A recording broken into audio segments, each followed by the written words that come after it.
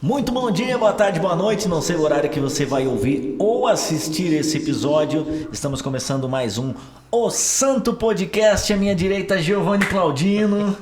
Tá de touca, né?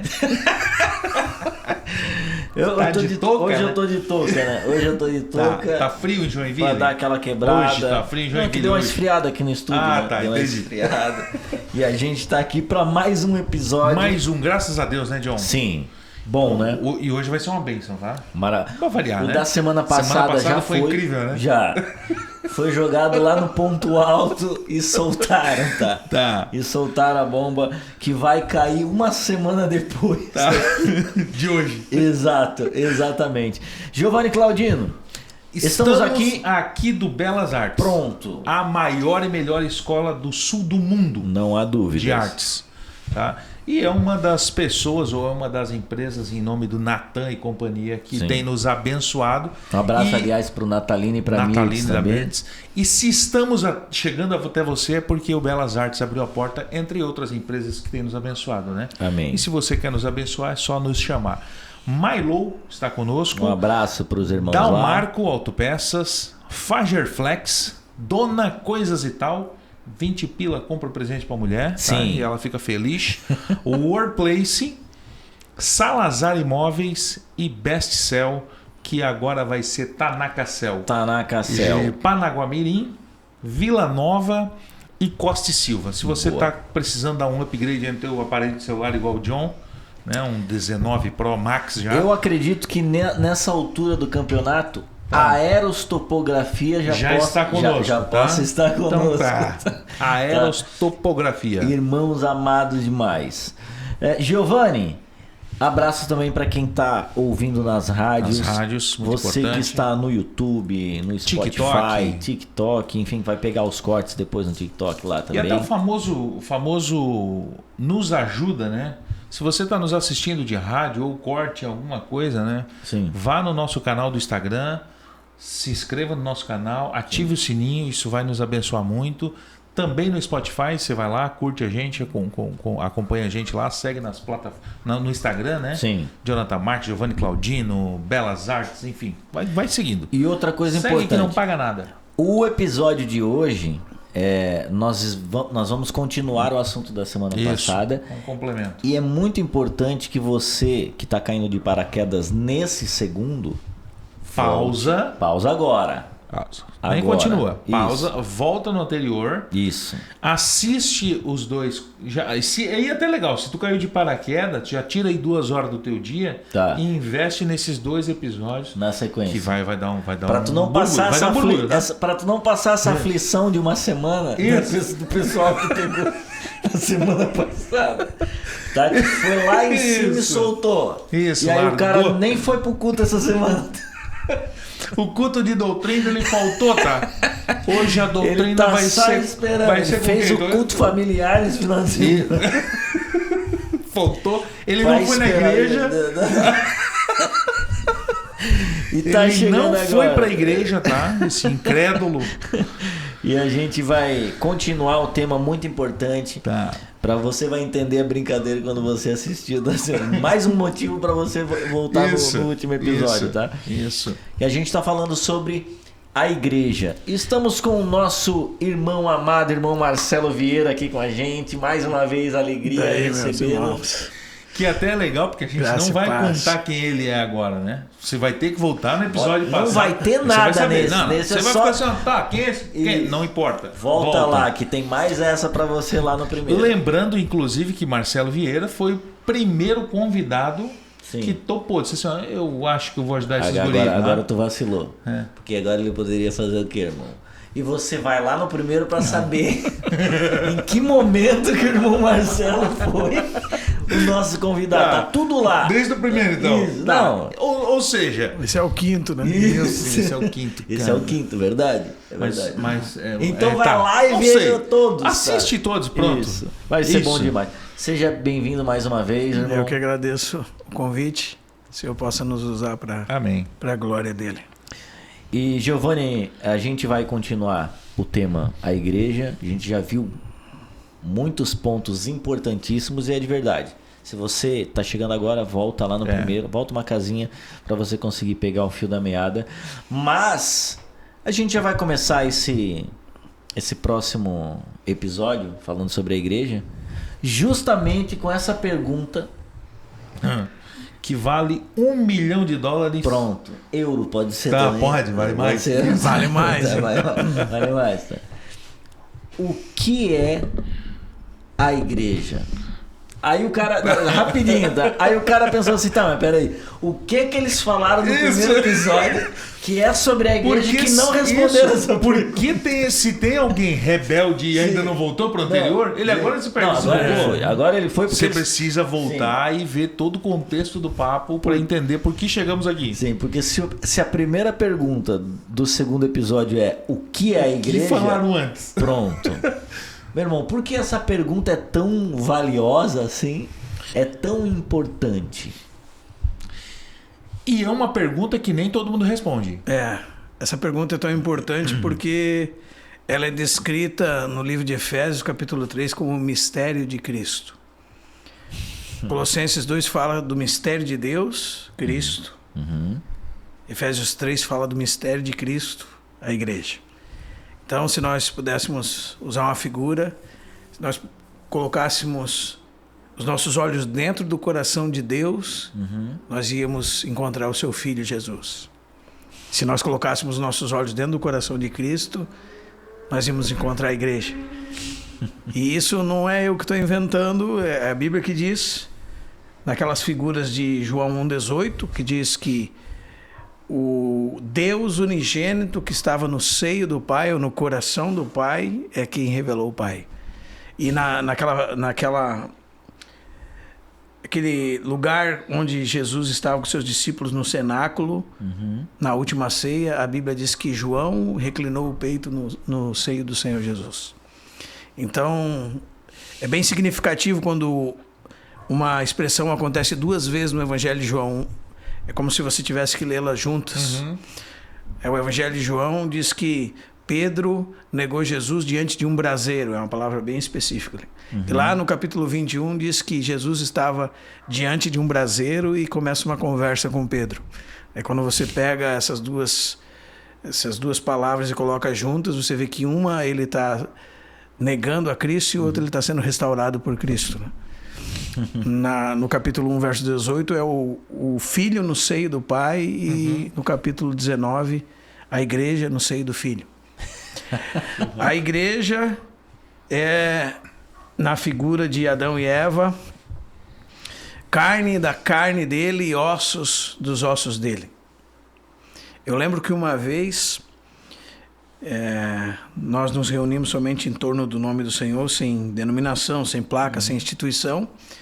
E havia uma pessoa muito arrogante de determinada instituição religiosa que o filho reunia conosco. E ele falou para mim, ele estava me esperando encontrar em algum evento para me confrontar de alguma forma. E ele falou assim para mim, paz, irmão, tudo bem? Você sabia que tudo tem nome? Ele falou para mim.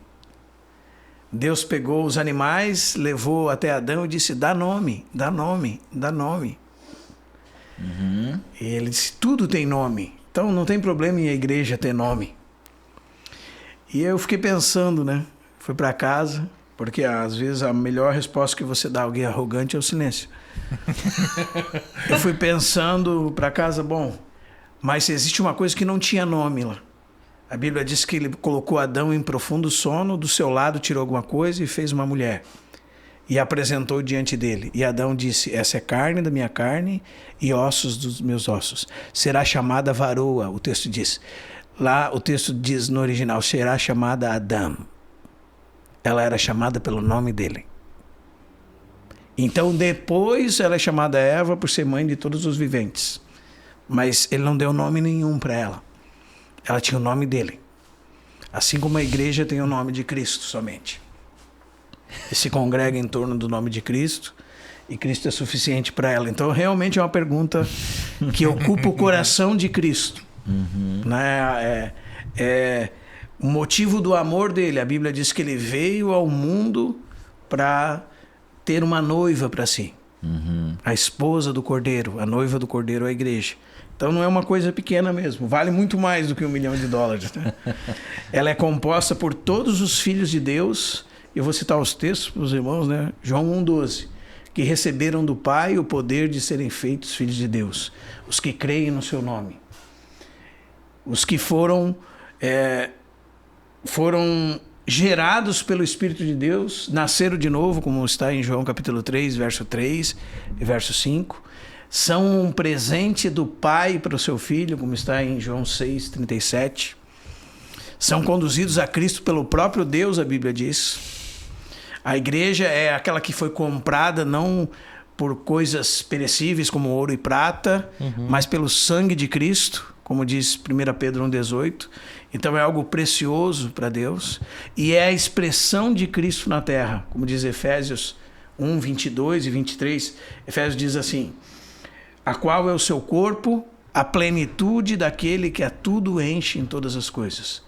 Diz o texto do verso 22, pois todas as coisas debaixo do pé de Cristo, e para ele ser o cabeça sobre todas as coisas, o deu à igreja, a qual o seu corpo, a plenitude daquele que a tudo enche em todas as coisas. Então a igreja é a plenitude de Cristo nessa terra. É a expressão de Cristo nessa terra. Homens e mulheres que foram comprados por preço e que têm o seu nome escrito no livro da vida. É algo tão grande que é usado várias figuras para descrevê-lo.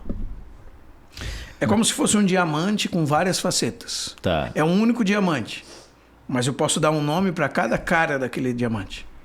Os irmãos que já viram um diamante sabem que o diamante ele tem várias caras, várias faces nele.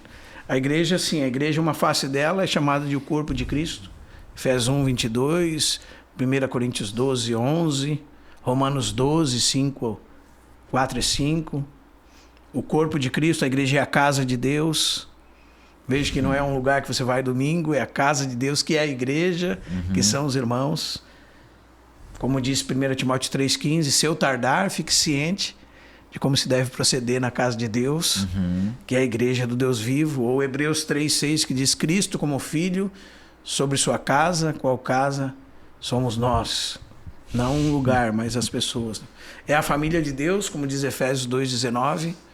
Efésios 2,19 fala que nós somos estrangeiros e peregrinos, mas somos concidadãos dos santos, somos a família de Deus. Ela é o templo de Deus, o santuário de Deus, diz esse mesmo texto. E também 1 Coríntios 3,16. É a noiva do Cordeiro, né? Como nas próprias palavras de João o Batista, né? João confessou várias coisas em João capítulo 1. Ele confessou que ele não era o Cristo, ele confessou que Jesus era o Cordeiro de Deus, que Jesus era o Filho de Deus, que Jesus era o batizador com o Espírito Santo, que Jesus era o noivo, João capítulo 3, e tinha uma noiva, ele era o amigo do noivo, naquele texto clássico que a gente lembra, né? Convém que ele cresça e eu diminua. Ele diz, quem tem a noiva é o noivo, ele disse. Então essa é a igreja nas figuras de Efésios, sabe aquele texto clássico que todos, vamos fazer um curso de casados, então vamos abrir em Efésios capítulo 5, a partir do verso 22, diz, as mulheres sejam submissas ao seu próprio marido como ao Senhor, e começa a mostrar as relações de marido e mulher, pais e filhos, senhores e servos.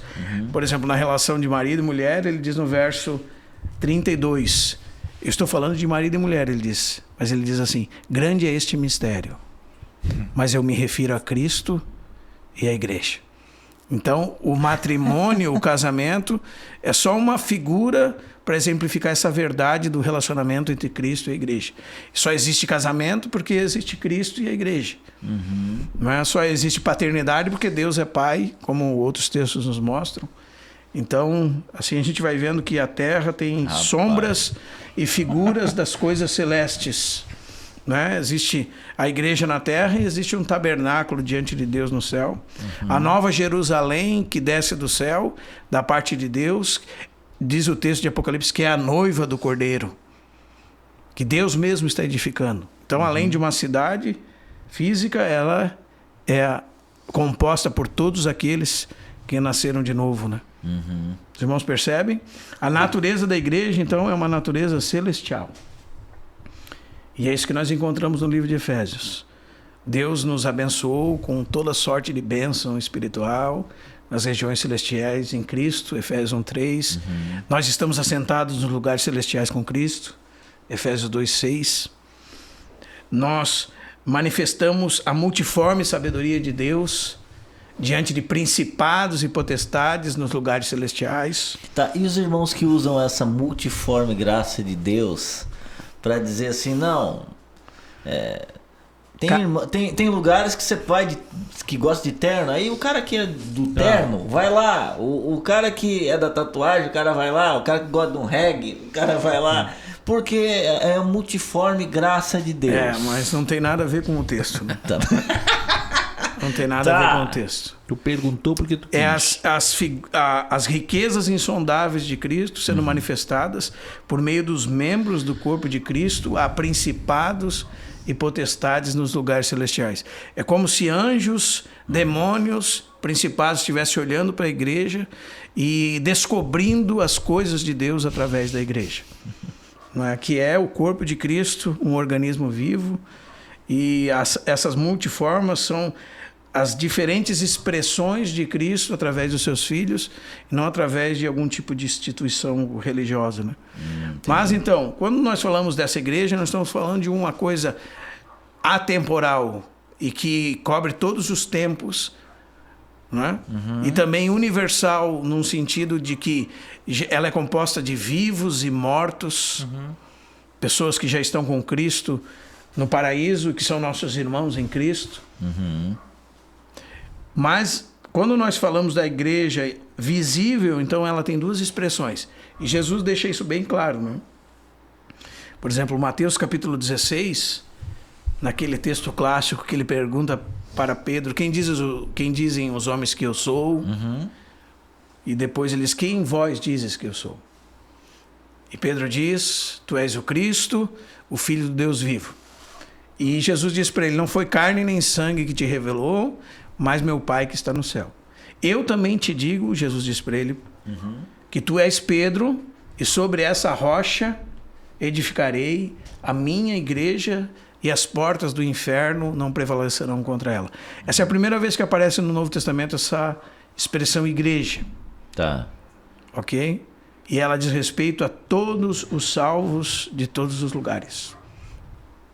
Não de um determinado lugar específico no mundo, alguma região do mundo. E essa igreja, ela é edificada por Cristo, que é o seu cabeça.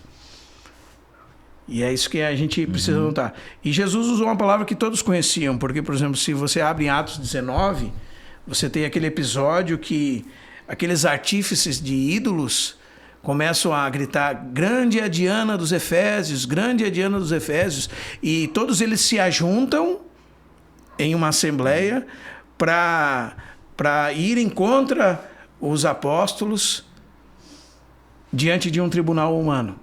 E diz que se desfez a assembleia, a palavra ali é a igreja. Ou seja, um ajuntamento de pessoas com um propósito, com algum motivo. E o nome que era dado era esse. Então Jesus sabia como era o uso da palavra e diz, eu edificarei a minha igreja e as portas do inferno não prevalecerão contra ela. É bem significativo o texto de Cristo, por quê? Porque ele não divide ela com ninguém, ele é o dono dela, ele é o que trabalha nela. O que nós estamos fazendo aqui? Nós estamos tentando não atrapalhar o Senhor na edificação da sua igreja. É uma coisa de mais sair de cena para que Cristo se manifeste. Que já é o suficiente. Do que outra coisa. Porque ele disse que ele edificaria a igreja dele. Né? Então a igreja é dele, não é minha.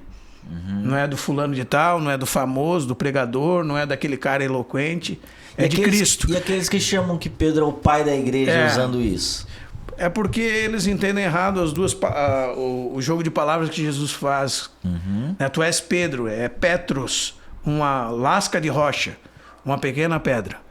E Petra era a rocha. Aliás, ele estava na cidade de Cesareia de Filipe, que era uma cidade que tinha a sua muralha edificada sobre uma grande rocha. Né? E diz, eu sou como essa grande rocha sobre a qual a igreja é edificada. Ele mesmo é a rocha. E Pedro é uma pequena pedra desse edifício.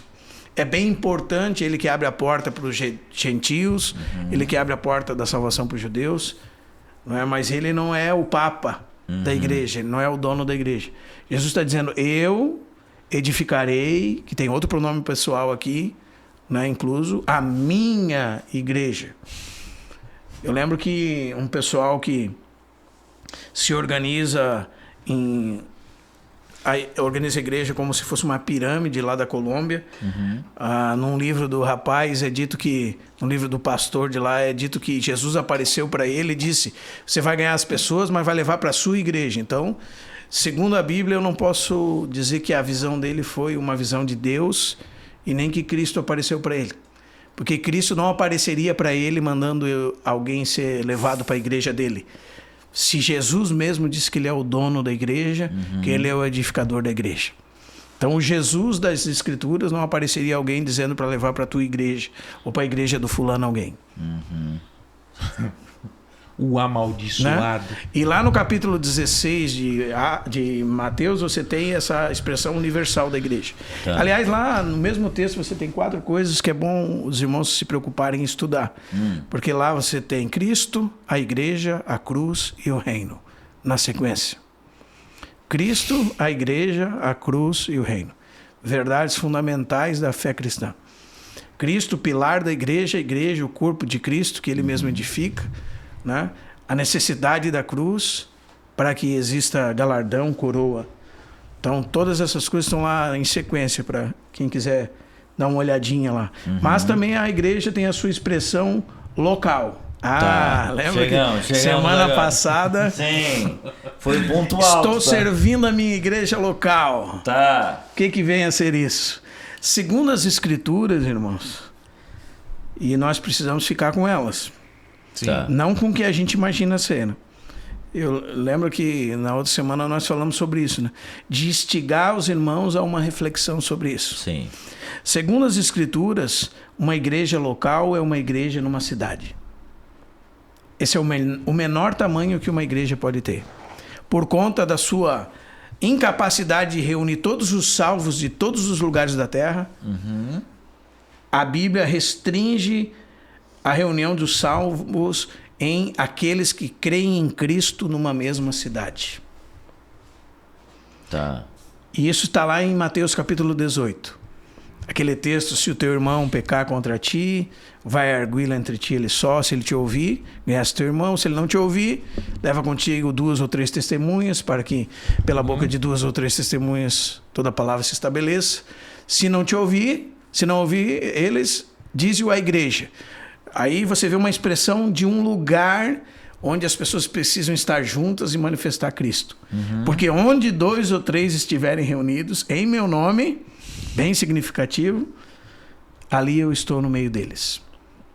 E esse em meu nome não é uma assinatura embaixo para a gente fazer a nossa vontade em nome dele, mas é realmente se submeter a ele, ao senhorio dele, ao jeito dele, ao modelo dele, para dentro dele, somente em nome dele. Né? Então, a igreja local está descrita aqui, Mateus capítulo 18, verso 17, 1 Coríntios, por exemplo, que nós citamos semana passada, verso 1 e 2, que diz, eu vou citar alguns para os irmãos, uns de memória, outros... 1 Coríntios, verso 1 e 2, diz assim, a igreja, verso 2 diz, a igreja de Deus que está aonde? Em Corinto. Em Corinto. Se você ir para Filipenses, você vai ler assim, Paulo e Timóteo, servos de Jesus Cristo, a todos os santos em Cristo Jesus, inclusive bispos e diáconos que vivem em Filipos. Corinto, uma cidade, Filipos, outra cidade. Jerusalém, Atos 11, 22, outra cidade. Antioquia, Atos 13, 1, outra cidade. E assim por diante. 2 Coríntios 1, Efésios, Gálatas. Daí você tem uma outra situação. Porque aí você vai ver que a igreja não é tão pequena como uma pequena congregação dentro de uma cidade. Mas também não pode ser igreja em Santa Catarina, por exemplo. Porque, por exemplo, Gálatas não é uma cidade, mas é um distrito. é uma região da galáxia.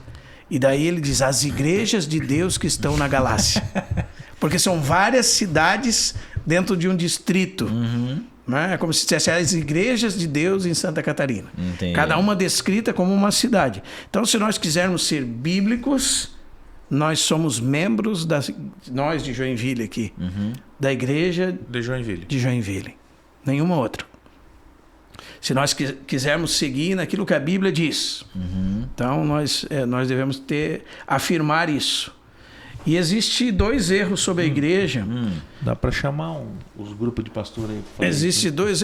irmãos, e eu vou ser bem sincero para os irmãos, nada podemos contra a verdade, senão em favor da verdade. Pode chamar o Papa, o pastor, o bispo, o padre, a Bíblia, é a palavra de Deus. E é assim é o que é. A gente não pode mudar para satisfazer a minha vontade. Né? Então, a menor expressão da igreja é uma igreja local. Essa é a igreja local. Tá. E daí nós vamos entender porque muitos grupos chamam um pequeno grupo de irmãos de igreja local. Mas os 2 erros, primeiro é fazer a igreja maior do que ela é. Como? Passando do limite da localidade. Né? Não é o que acontece hoje? Ah, tá. As igrejas têm suas filiais em todos os lugares do mundo e suas expansões, né? Isso é o erro do catolicismo. O catolicismo fez a igreja maior do que ela é. Então, existem as expansões de denominações, exportando filiais. Isso se faz com uma empresa. Isso não se faz com a igreja.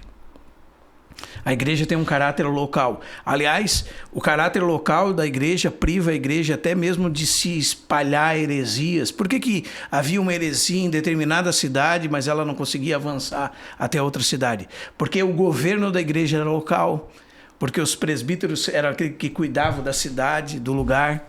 Então aquela heresia se isolava num lugar e não avançava. E assim nós temos a saúde de muitas coisas de doutrina que aconteceram na igreja, porque determinados lugares manteram-se fiéis à palavra de Deus. Isso não é uma invenção minha, né, irmãos? Se você pegar Jerusalém, você tinha mais de 30 mil irmãos e era a igreja de Deus que está em Jerusalém. Como a Judéia era uma região com várias cidades, diz as igrejas de Deus na Judéia. Mais de 30 mil irmãos. Sim, em uma cidade e eles estavam juntos como a igreja de Deus em Roma, a igreja de Deus em Corinto, a igreja de Deus em Éfeso, a igreja de Deus em Sardes, Tiatira, Laodiceia, são cidades e era assim que era dividida a igreja. Então, qual que é o primeiro erro? O primeiro erro é fazer a igreja maior do que ela é. Né? Foi o erro do catolicismo romano. E nós vamos ver como isso se movimentou. Tá. O segundo erro é fazer a igreja menor do que ela é, que é o erro mais comum hoje. Tá, maior ou menor? Por exemplo, eu estou servindo uma igreja local. O que isso significa? Eu estou servindo uma denominação dentro de uma cidade, uma instituição religiosa. Você não está servindo a igreja local. A igreja local não é a sua denominação. É isso para a gente refletir. Por quê? Porque às vezes a gente deixa de servir a igreja porque a gente acha que a igreja é uma coisa que a Bíblia não chama de igreja. Entendi. Entendeu, senhor? Tá. Você está servindo uma igreja, aí, uma denominação, uma instituição em determinado lugar numa cidade. Isso não se chama na Bíblia de igreja local. Uma igreja é uma igreja numa cidade. Então, além disso, é uma tentativa de escapar da verdade bíblica. E assim, como eu disse para os irmãos, a gente pode vasculhar o Novo Testamento e observar se não é assim. Se determinado grupo de pessoas era chamado de igreja. Diferente. Então, em uma cidade existe uma igreja. Amém? É isso que a Bíblia diz. E onde nós podemos encontrar esse erro na história, então, de um lado e de outro? O que aconteceu? Aconteceu que, na época do Novo Testamento e nos primeiros séculos, se mantiveram as igrejas sendo organizadas por cidade.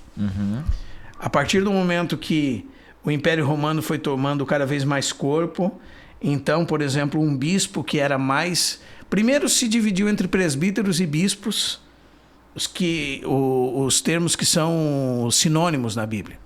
Presbítero significa o irmão mais velho, um ancião, alguém que é mais crescido na fé, cresceu mais no Senhor. E episcopo, o bispo, é o seu serviço de supervisão, de ajuda, de cuidado.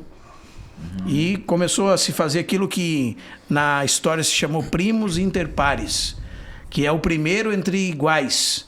Existia um mais velho entre os presbíteros, então ele foi tomando preeminência e tomando supervisão sobre os outros presbíteros, coisa que a Bíblia não diz que é assim. E daí, se ele estava numa cidade importante, então ele começou a supervisionar outra cidade, coisa que a Bíblia não diz que é assim. Né? Então começou a se avançar nesse sentido. Quando a igreja e o Estado se ajuntam, então tem um respaldo de Roma, né, que era o império. Qual era a principal cidade do Império Romano? Roma. Então o bispo de Roma era o bispo mais importante da igreja. Porque a igreja e o Estado agora se tornam uma entidade só. Tá. E agora ele controla todas as igrejas de todos os lugares. E aqui nós temos o catolicismo romano. Né? E é um erro clássico. O que ele fez? Ele fez a igreja maior do que ela é.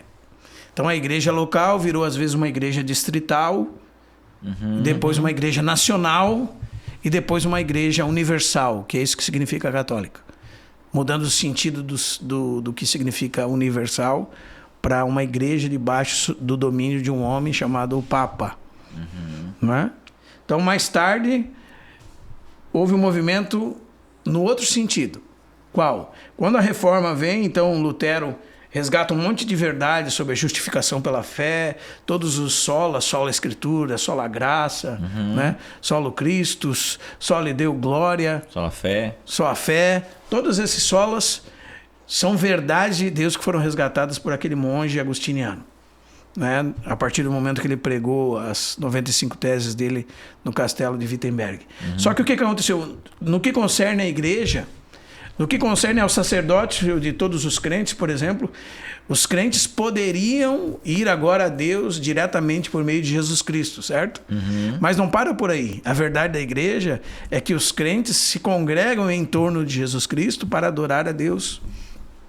E o que aconteceu? Aqueles príncipes querendo a emancipação do domínio romano apoiaram a causa de Lutero e criaram o quê? Uma igreja nacional. Não é verdade? E a partir da Alemanha começam-se várias igrejas nacionais. A igreja luterana na Alemanha, a anglicana na Inglaterra, a holandesa, a francesa. Então, você não precisava ser crente para ser da igreja. Você não precisava nascer de novo, ter o Espírito, ser selado com o Espírito, ser batizado para dentro do corpo de Cristo. A única coisa no catolicismo, nascer no ambiente do Império Romano, você seria católico. Né? Agora, se você nascesse na Alemanha, você seria o quê? Luterano. Se você nascesse na Inglaterra, você seria anglicano e assim por diante. E aí se criou a doutrina da igreja invisível e da igreja visível. Por que se criou? Para separar aqueles leigos ímpios que eram... se diziam nominalmente cristãos dos verdadeiros cristãos. Até se usa Mateus 13 para dizer, né, na igreja tem o joio e o trigo, não é verdade? Só que isso não é o que a Bíblia diz. Quando você vai ler a explicação de Jesus da parábola, você lê Jesus dizendo o seguinte, que o campo é o mundo, o trigo são os filhos de Deus, o joio são os filhos do maligno. Então na igreja não tem joio. Na igreja de Deus, na igreja que Jesus comprou e lavou com seu sangue, não tem joio. É só trigo. Só trigo. O campo não é a instituição, seja internacional, nacional. O campo é o mundo, onde os filhos de Deus foram plantados. É só depois os irmãos lerem lá. Então daí começa o movimento inverso. É só da igreja universal, explica, tá? Da igreja universal para uma igreja nacional. Depois, com o esfriamento das igrejas nacionais, surgiram as igrejas independentes, presbiterianas, né? Depois surgiram aquelas que são chamadas dissidentes. Porque Wesley via que havia uma frieza espiritual na igreja anglicana e ele começou a fazer do seu púlpito a rua, uma praça, um lugar... Não se aceitava as pessoas que ele queria levar. Ele começa a pregar nas ruas, né? E eles começaram a criar movimentos dissidentes dessas igrejas nacionais. Ó, o movimento. Tá indo pro outro lado agora. Tá, vai pra rua agora. Tá indo pro outro lado. Sai do templo e vai pra rua. Tá indo pro outro lado. E daí depois com os batistas e com os congregacionais criou-se... Por isso que você chama a denominação que você membro, frequenta, de igreja local. Por causa daquilo que se chama congregacionalismo. Eles entenderam pela Bíblia que a igreja era local. Só que eles fizeram a igreja menor do que ela é na Bíblia. Então, o que significa o congregacionalismo? Que cada igreja local é independente da outra no que concerne a sua administração. É assim que funcionam os batistas e muitos grupos nos dias de hoje. Esse é um erro chamado do congregacionalismo. O congregacionalismo é o mais perto da Bíblia. O problema é que eles diminuíram a igreja e a tornaram menor do que ela é descrita na Bíblia. Não é? Então, no congregacionalismo, na Escritura fala que a igreja é local, uma igreja em cada cidade. No congregacionalismo, é um lugar dentro de uma cidade que tem uma administração particular e independente das outras. E é assim que muitas igrejas se organizam hoje. É mais perto da Bíblia, sim, mas passou do limite por outro lado. Uma fez uma igreja internacional, ou seja, fez a igreja maior do que ela é. A outra é menor do que ela é. E a outra fez menor do que ela é. Sabe o que eu lembrei? Que teve um irmão, uma vez eu estava conversando com alguém assim, com um irmão, falando sobre a igreja. Eu acho que foi até uma frase que eu ouvi com o irmão Marcelo, me corrija se eu estiver errado. Se Paulo mandasse uma carta para Joinville hoje, aonde ela ia parar? Né? Qual igreja, afinal? Aí teve um irmão que falou assim, cara, mas tu viu já em Romanos, no capítulo 16, que Paulo começa a falar, a igreja que se reúne na casa de tal, os irmãos que se reúnem na casa de tal. Isso vai responder a pergunta e a igreja nas casas, né? Tá. Senão vamos chegar lá. Vamos ver se Romanos foi direcionado, chegou em algum endereço lá em Roma. Tá. Eu acho que chegou. Tá. Eu acho que chegou. No capítulo 16 de Roma, cita vários nomes, várias casas, né? Mas tem só uma palavra igreja lá. Né? Vamos lá. Não, mas só dando a continuidade para a gente entender esses dois movimentos. Dois movimentos. Então, nós vemos que... Eu estou dizendo que não houve melhoras com a reforma. Não, o Senhor trabalhou naquilo que na sua soberania ele avançou. Só que nós não podemos dizer que eles enxergaram tudo o que tinha que ser enxergado. Acertaram nós estamos sobre veia. os ombros deles, em muitos sentidos. Entendi. Não é? Mas nós vamos concordar com tudo aquilo que a Bíblia concorda. Então, por isso que eu falei que hoje nós temos as eclesiologias eclesiásticas no nosso outro podcast, né? Porque a verdade é que é bem assim mesmo, cada um entende igreja de um jeito. Diz, não, eu tenho margem para entender do meu jeito. Será mesmo? Será mesmo que nós lermos as Escrituras, nós vamos ter que pegar ela e fatiar em partes para justificar o que cada um faz? Ou nós vamos ter que entender ela como um todo e se adequar àquilo que ela diz? Não é? Então, o que acontece? Aí surge aquela pergunta, né? Tem um livro do George Cutting. Ele escreveu um artigo chamado A Certeza, a Alegria e a Segurança da Salvação. Era na década de 50, talvez o folheto mais vendido depois da Bíblia. Todo mundo tinha esse folheto. E ele tem um livrinho, um folhetinho, chama-se Você é Membro de Quê? Tá. Para vocês entenderem como na prática isso é bem relevante. Né? Então, nos dias de hoje, quando nós falamos de igreja local, Nós estamos falando da linguagem bíblica. E quando você diz assim, eu estou servindo minha igreja local, significa o que a Escritura diz que significa? Ou você é membro de determinada instituição ou denominação que fez a igreja menor que ela é, e ela restringe o seu serviço à igreja de Deus como ela é descrita nas páginas do Novo Testamento que está numa cidade. E nós deixamos de servir os irmãos porque nos tornamos membros de uma denominação ou de uma instituição religiosa e esquecemos que nós somos membros de Cristo, do corpo de Cristo. Inclusive tem irmãos que não podem nem sentar para conversar ou né, de ter uma certa comunhão assim de... Vai até pior, né? Eu já recebi convite de um irmão de vem para minha igreja. Isso. Tá, mas eu tô onde? Mas a verdade, irmão, se nós pensarmos, a gente está com isso bem impregnado na nossa mente. Então, e não tem mais como voltar, a gente está bem impregnado. Só um milagre de Deus para isso se esclarecer primeiro no nosso coração. Como eu disse no outro podcast, o alargar do coração, o compreender aquilo que a Bíblia diz, que o corpo de Cristo avança além das placas, das denominações, das instituições religiosas, e que o corpo de Cristo é composto por todos aqueles que Cristo recebeu. Isso tem implicações práticas. Às vezes a gente fala assim, não, isso aí, irmão, isso é muito teórico. A trindade é um negócio muito teórico. Se não existisse trindade, não existia pai. Se não existisse trindade, não existia sociedade. Se não existisse igreja, não existia família.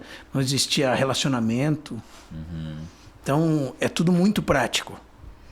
Dessa verdade, da onde surge muita praticidade. Como é que nós recebemos os irmãos? Eu quero desafiar os irmãos a considerar.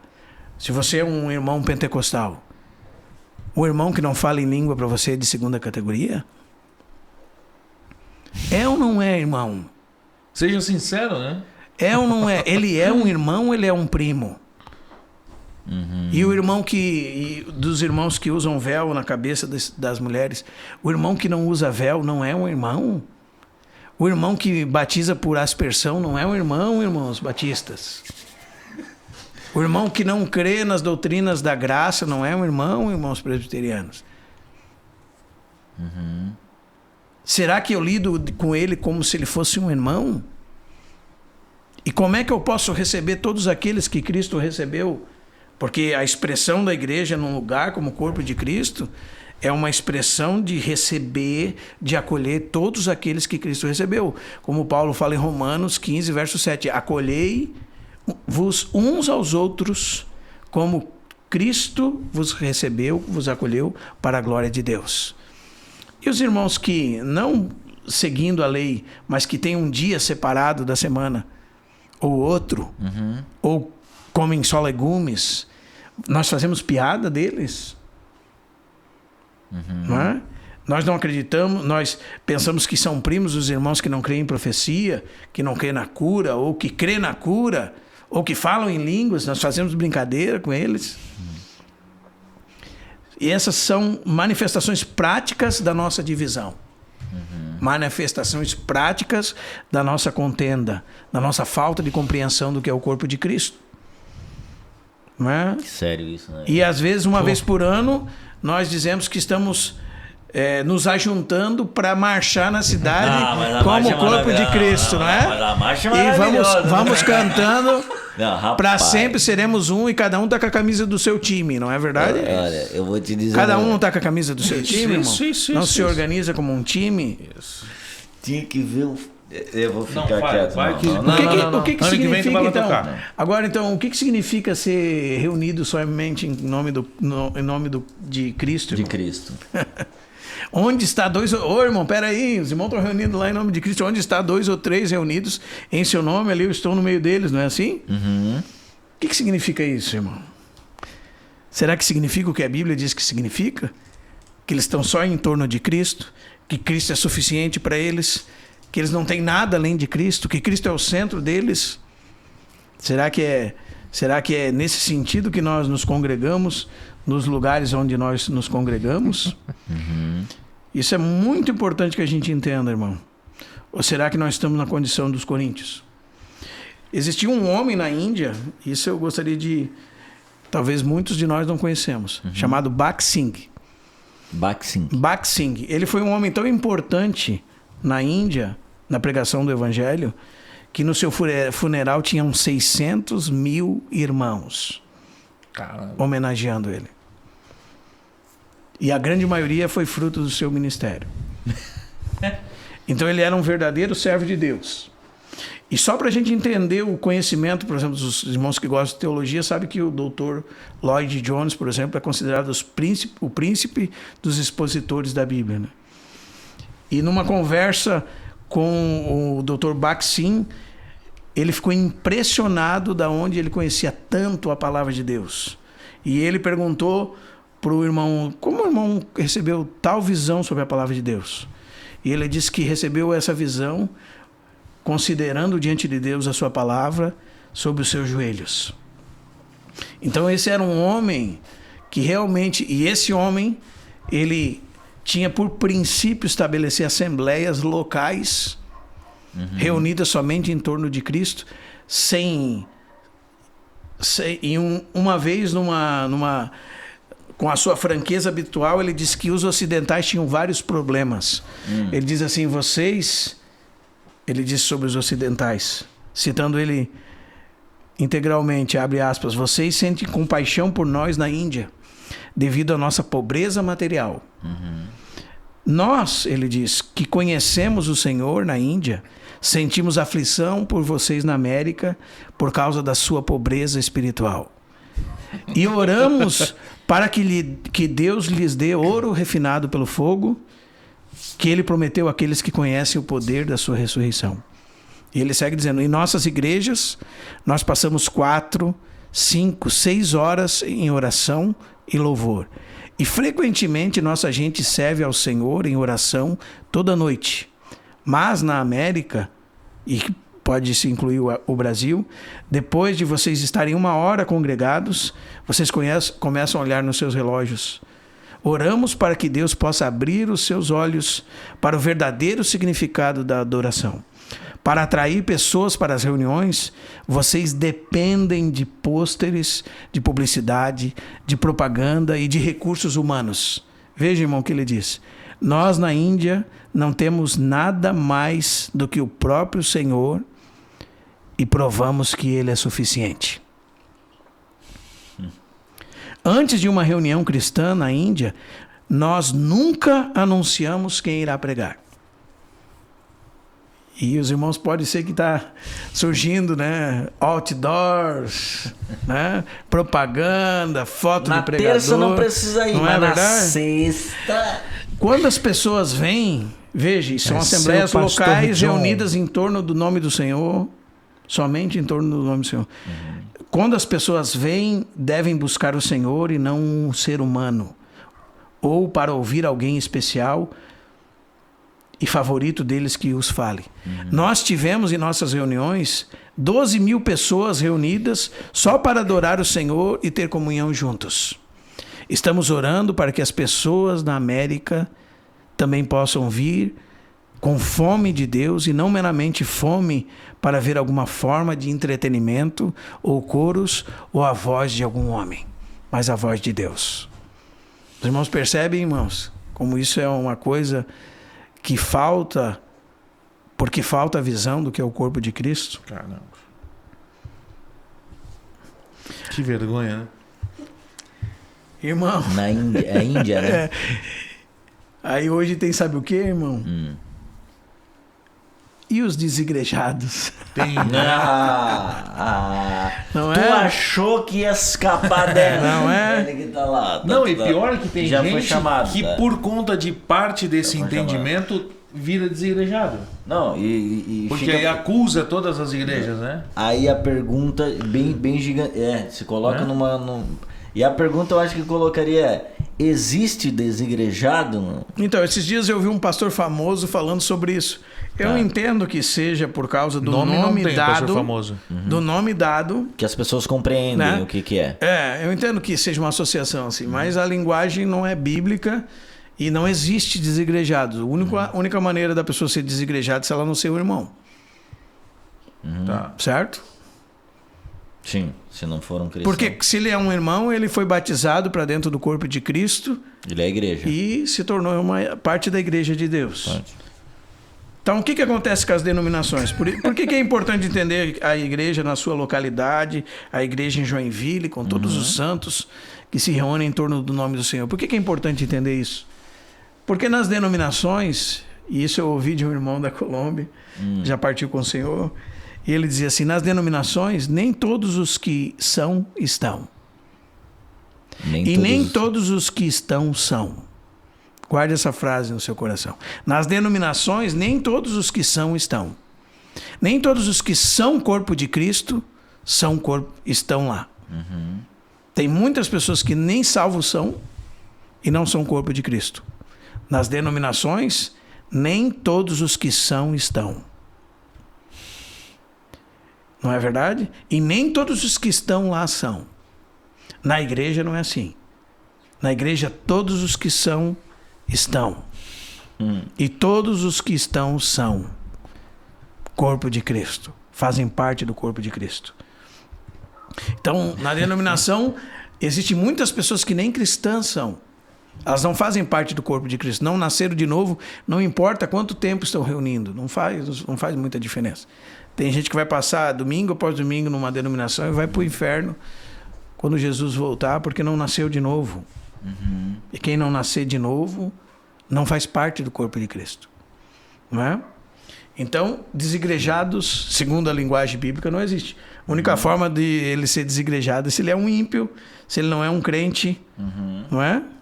Agora, existem pessoas rebeldes? Existem. Existem pessoas que não querem se submeter a ninguém? Existem. Filhos desobedientes. Existem cristãos carnais? Existem. Existem cristãos avarentos que não querem dar nenhum dinheiro para o pastor, por isso eles não vão reunir? Existem. E são diversos motivos. Mas por que acontece isso?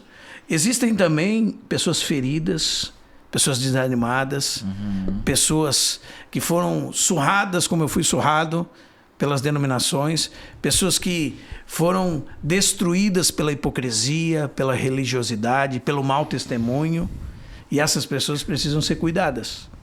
Então, irmão, se você está nessa condição, pode me chamar. Pode me chamar que juntos a gente vai ler a Bíblia e ver o que é igreja, o que não é igreja. E você vai perceber que quem fez mal para você não foi a igreja. E que isso não tem nada a ver com a igreja. Sabe? E que quando a gente olha para essas coisas, eu lembro conversando com um amigo, ele disse, pô, aquele cara era um homem de Deus, ele fez tal coisa, é inacreditável. Mas em determinado momento ele me ajudou. Não é? E ele se desviou e tinha um conflito na mente por causa disso. Não é? E eu disse, mas não foi ele que te ajudou, foi Cristo que te ajudou. E o que ele fez não tem nada a ver com a igreja. Tem a ver com uma denominação, com uma instituição religiosa, com a carnalidade dele. Né? Nós precisamos entender isso, porque aí nós vamos avançar, vamos ter os olhos abertos, vamos servir a Deus. Tá, então só daí para entender, irmão. Você falou de Romanos 16, né? Tá. E as igrejas nas casas? Então, rapidinho, quando você abre lá Romanos 16, você vai ver uma coisa. O único lugar que a palavra igreja aparece aqui, em Roma, é a igreja que está numa das casas que são descritas aqui. Verso 5. Em Romanos? 16:5. Você citou 16:5. Sim. 16:5. Tá. Eu acho que a gente vai precisar de um outro pra gente finalizar essa Terceiro, daí, né? Assim. Então diz assim, ó, saudai igualmente a igreja que se reúne na casa deles. Casa de Priscila e Áquila. A igreja de Roma se reunia na casa de Priscila e Áquila. Haviam muitas reuniões domésticas em Roma, mas se Paulo mandasse uma carta para a igreja de Roma, seria para a casa de Priscila e Áquila. Se Paulo mandasse uma carta para a igreja de Colossos, sabe para a casa de quem seria? Está escrito lá no final. De Colossos. seria para a casa de Filemon. Se Paulo mandasse lá no final, Colossenses capítulo 4, você pode olhar lá depois. Se Paulo mandasse, aliás, e em Filemon também fala, se Paulo mandasse para Laodiceia, seria na casa de Ninfa. Ainda que tivesse muitos lugares, a carta seria recebida na casa de Ninfa. Porque era um lugar onde a igreja estava reunida. E haviam outros lugares? Sim, não tem nenhum problema em ter lugar. Não é? Não tem nenhum problema em ter lugar. O problema não é o lugar. O problema é o que esse erro causou na mente das pessoas. E como nós fizemos a igreja menor do que ela é. Então, talvez seria melhor a gente fazer mais um podcast. Eu acredito. Para falar um pouco sobre essa expressão prática da igreja daí. Porque há um milagre que acontece quando há unidade.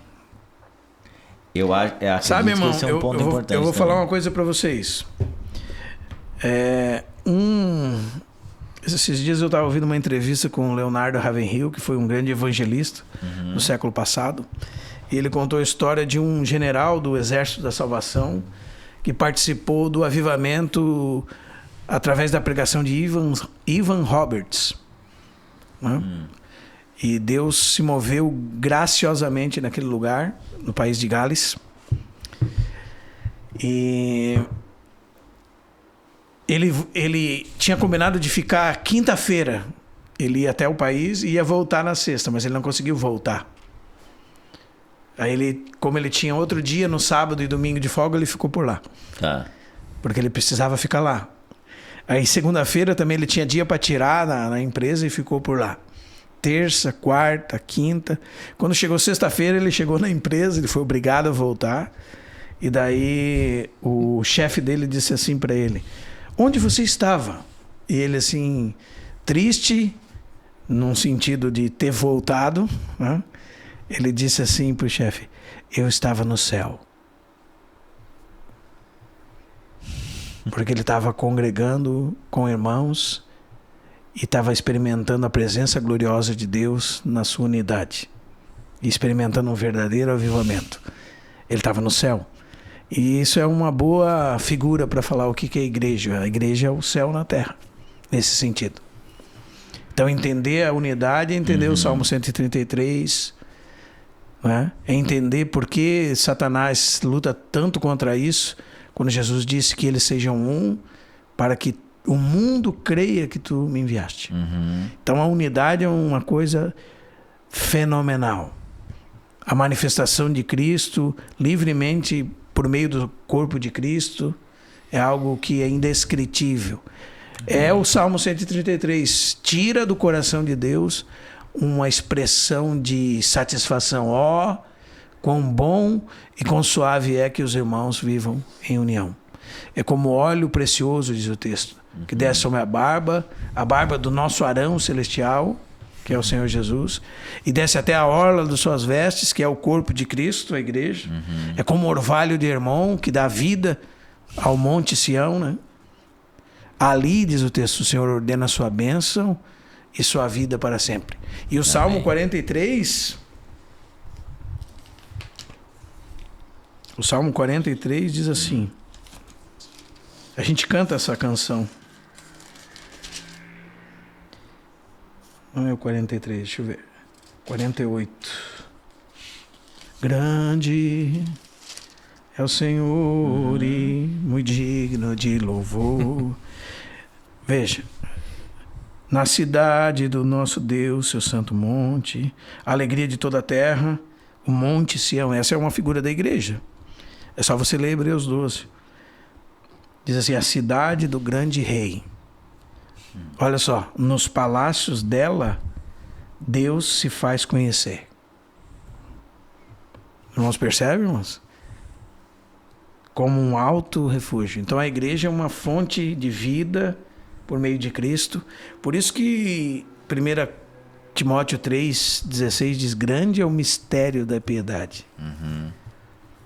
Deus manifestado na carne, justificado em espírito, contemplado por anjos, pregado entre os gentios, crido no mundo e recebido na glória. E o verso 15 diz, Se eu tardar, fique ciente de como se deve proceder na casa de Deus, que é a igreja do Deus vivo, a coluna e o firmamento da verdade. Ele diz, grande é o mistério da piedade. Deus manifestado na carne. Então a unidade, irmãos, por isso que nós fomos chamados para a comunhão do seu Filho Jesus.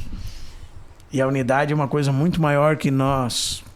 Amém. Acho que nós vamos ter que gravar outro, né? 3, tá? Certeza. Para falar um pouco sobre isso. Sim, eu mais uma vez, né, quero agradecer ao irmão Marcelo Vieira por estar aqui com a gente, investindo esse tempo na sua vida, na nossa aqui, nos irmãos que estão assistindo.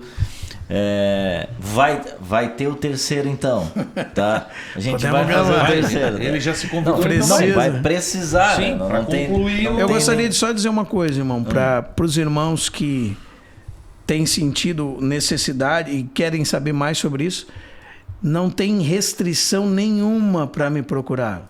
Tá. Nenhuma.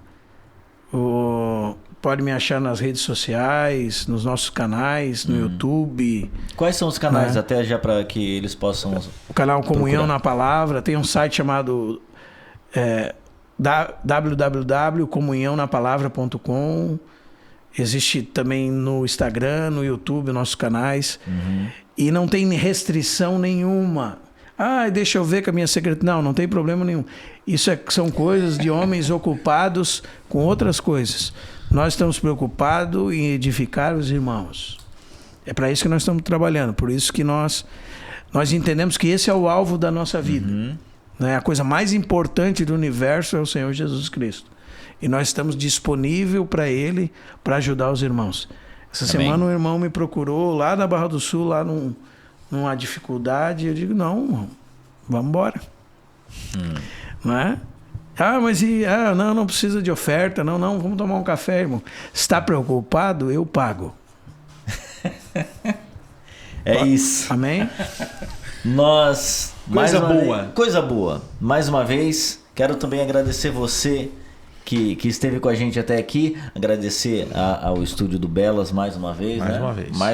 Mais um episódio a gente finaliza por aqui. E Giovanni, para quem tá muito empolgado já por esse terceiro episódio que vem aí em breve, né? O que você pede para que a galera faça com esse episódio que a gente acabou de gravar? Grupo das Tia. Pronto. Mas vai chegar. O que eu... além de Grupo das Tias, que é importante, né? Aviãozinho, Grupo das Tias. Mas se inscreva no nosso canal, ative os sininhos. Sim. Porque no próximo episódio a gente já vai encaminhar para você. Tu já encaminha aquele gato dizendo bom Isso. dia, né?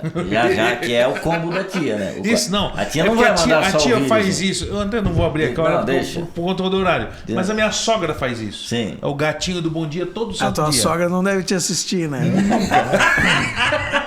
Não, Meus pior irmãos. que assiste, graças a Deus. Obrigado quem esteve até aqui. E se inscreva no canal aí e comente também, faça sua pergunta Isso. aqui nesse episódio. Se você tiver alguma dúvida, a gente vai procurar responder ou encaminhar também para o irmão Marcelo Vieira aqui, tá bom? E até o próximo episódio do Santo Podcast. Semana que vem. Valeu!